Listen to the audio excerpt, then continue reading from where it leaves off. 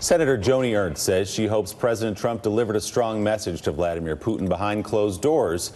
But should the Senate find out exactly what was said there? The Iowa Republican joins us now. She serves on the Armed Services Committee. Senator, thank you so much for your time this morning. We appreciate it. Oh, thank you. I'm glad to be on. Thanks, Willie. You've been very clear, Senator, in your feelings toward Russia. I'll just read a couple of quotes. You say, obviously, Russia is not our friend. Russia has never been a friend to the U.S. They continue to pose a threat to America and our allies. You've also been very clear in your support for the intelligence services. I have the utmost faith in the U.S. intelligence community and their assessment that Russia interfered in the 2016 election. It doesn't get much more clear than that.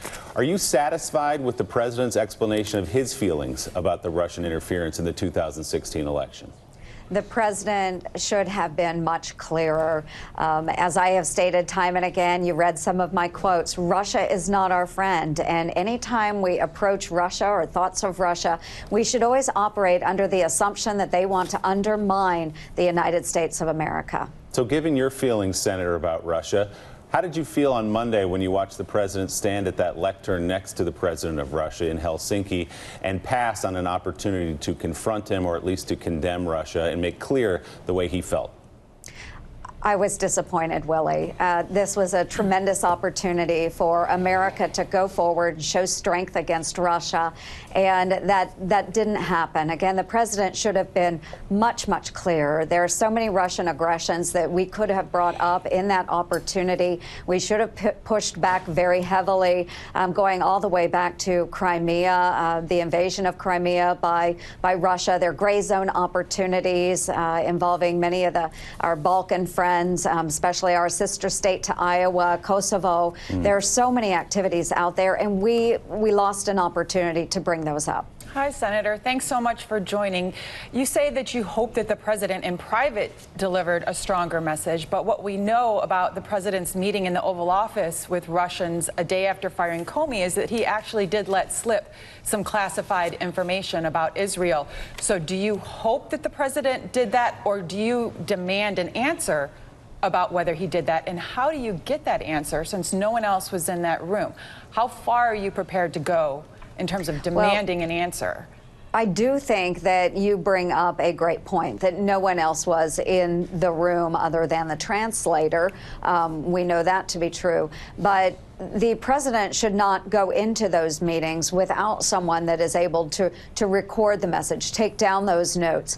We don't know what follow-up actions, if any, are out there. We don't know what the president's demands are. We don't know what President Putin's demands are. So I always would encourage the president to make sure that he has someone who's got his back, that is taking care, writing down those requests, those demands. That way we do know. Senator Gene Robinson here. Would you then support an effort to get the translator to testify before Congress, perhaps in a classified setting, but to explain to Congress what was said in that meeting? I would state that if the translator is to be questioned, that it should be our intelligence agencies that are doing that questioning.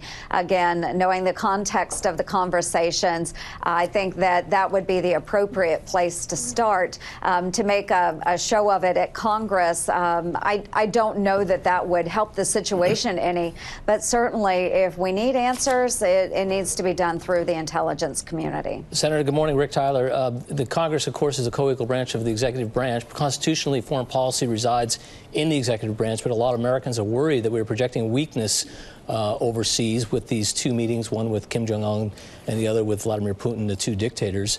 What leverage does the Congress have? What are you prepared to do to reassure Americans if this foreign policy continues to go in what is seemingly to many a disastrous direction? Well, I'm going to push back because I think the meeting with the North Korean leader was extremely important.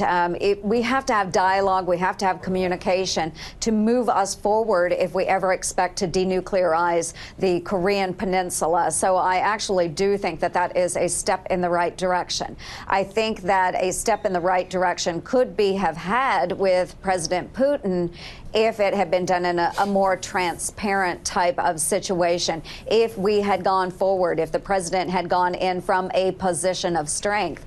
I think that was a lost opportunity, but I think it is important that we have dialogue with some of these world leaders and we make it very clear what our demands are as the United States of America.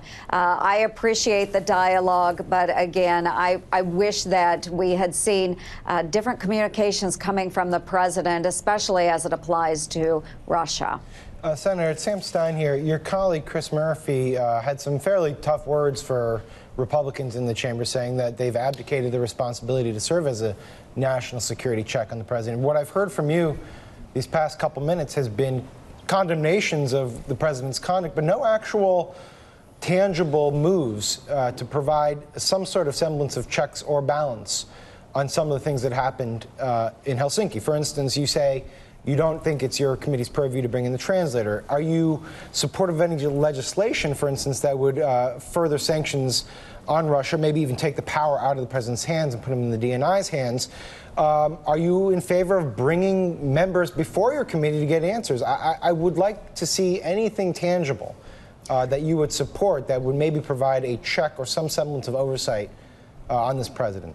Well, I do think it is up to the president, no matter what party, to work with foreign leaders. I think that that is very important. But what we have seen so far has actually been a solid track record from Republicans leading in the United States Senate. I spearheaded an effort that provided lethal aid to Ukraine, which is something that the Obama administration pushed back against. We would only provide non-lethal aid to the Ukrainians. We do have sanctions on Russia.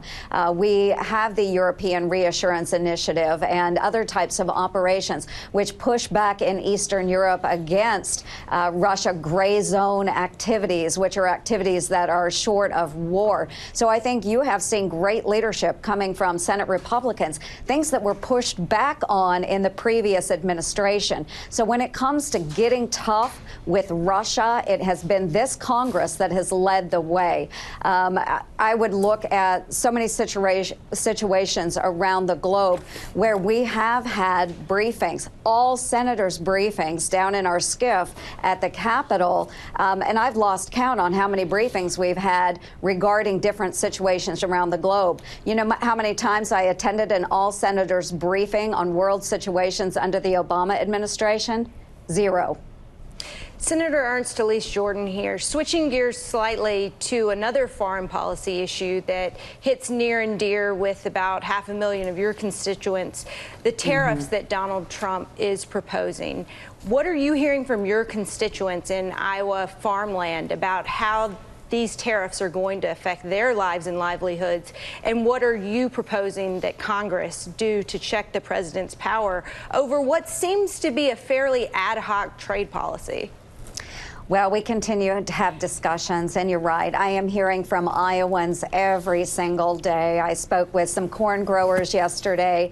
Our soybean folks were in last week. Our pork producers send messages, and we communicate with them as well. They have been hit very hard. These tariffs have had a very detrimental effect on their family farm income, and we need to see trade resolved soon. I support the president in the fact that he wants better trade deals. I think that that should be the goal of the United States of America, but certainly we have to close some of these deals to bring optimism into our markets. Our markets are bottoming out, and I spoke to a young couple from Iowa yesterday. They were out with a large group concerned about trade and tariffs, and the drop in prices in this past year with their corn and their soybeans amounted to about $80,000. That's an $80,000 loss of income should they sell today. So we have to face that reality that our farm economy is going to be hit very, very hard if we don't seal up the deal with Mexico, seal the deal with Canada, start finding new trade opportunities. I know that our trade rep is working very diligently on these issues, but fact of the matter is farmers are caught in the crosshairs.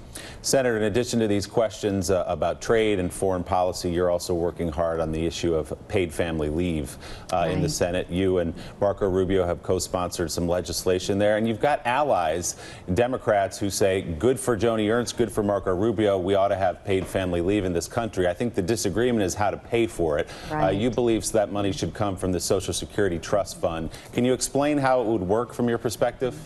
Certainly. One of the ideas that we have discussed is because we are tracked as individual workers, we know what our retirement income from Social Security will be, and what a mother or father could do upon the birth of a child or the adoption of a child is apply for those benefits through Social Security disability. That way they do receive a paycheck while they are taking time off at work. And the way that would work is then that they would defer their retirement for a number of weeks. Depending on how many weeks of leave they would take off, they would then, whatever the equation would be, we haven't decided on that yet, but they would defer those weeks off at the end of their retirement. So their retirement age would bump back a little bit. But we do think it's important. We want our moms and dads to be able to spend time, great quality bonding time with their children. We know that there are a number of studies that say the more time a parent can spend with their child at their birth, then the better they will perform as children. I think your senators, Sherrod Brown, for example, and Kirsten Gillibrand, your Democratic colleagues, like the idea of paid family leave, but they believe that dipping into Social Security is not a good idea. Why play with the retirement fund, they say? Why shouldn't this be on the employer, for example? Well, again, an additional tax on the employer, and we don't have any CBO scores back on their proposal because that would be an impact. We want to see that everybody knows what their retirement benefits will be. We don't want to see additional taxes placed on the employer or the employee. We want to make sure that they have a positive way forward and know that, okay, this is my retirement. I can defer it for a number of weeks. We feel that that would be the way to go. There are only 6 states in this country that require paid family leave. Let's hope that you and Democrats can get together and figure out a way to change that. Senator Joni Ernst of Iowa. I appreciate it. We appreciate your time this morning. Thank you. Thank you, Willie. Coming up.